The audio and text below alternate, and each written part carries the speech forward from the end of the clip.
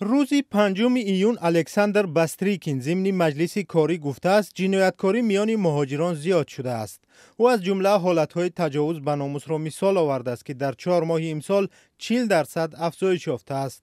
با تاکید باستریکین، کمیته تفتیشات پرونده منصبداران گمانبر در تشکیل مهاجرت غیرقانونی را نیز تفتیش میکند.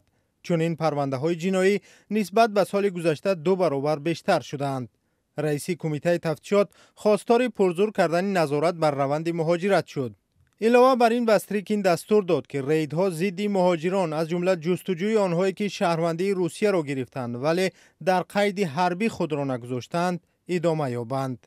وضعیت در سمت مهاجرت مرکب باقی میماند. در 4 ماه سال جاری صادر نمودن جنایت از جانب مهاجران زیاد شده بیش از 14,000 حالت را تشکیل می‌دهد. شماره موردهای تجاوز به ناموس از جانب مهاجران 40% افزایش یافته است. تعداد جنایت‌های دیگر وزنین 13% زیاد شد. در سمت معاملات غیرقانونی مواد مخدر بیش از 3,000 جنایت صادر گردیده است. تأکید باستریکین به افزایش جنایتکاری میان مهاجران مخالف اظهارات وزیر کارهای داخلی روسیه صدا می‌دهد. ولادیمیر کالاکولتسف در نیمه ماه می در جلسه شورای فدراسیون گفته بود که شهروندان خارجی همگی 4% جنایت‌ها را صادر می‌کنند.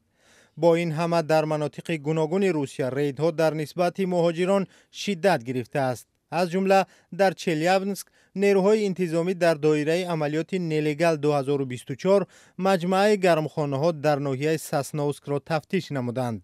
در نواری که وزارت کارهای داخلی نشر کرده است دیده می شود ماشین پلیس مهاجر را که کوشش گریختن را داشتند تعقیب می کند. در مجموع نیروهای امنیتی 28 مهاجر را تفتیش و 20 قانونشکنی را آشکار کردند. دادگاه تصمیم گرفت که 3 مهاجر غیرقانونی از روسیه اخراج شود.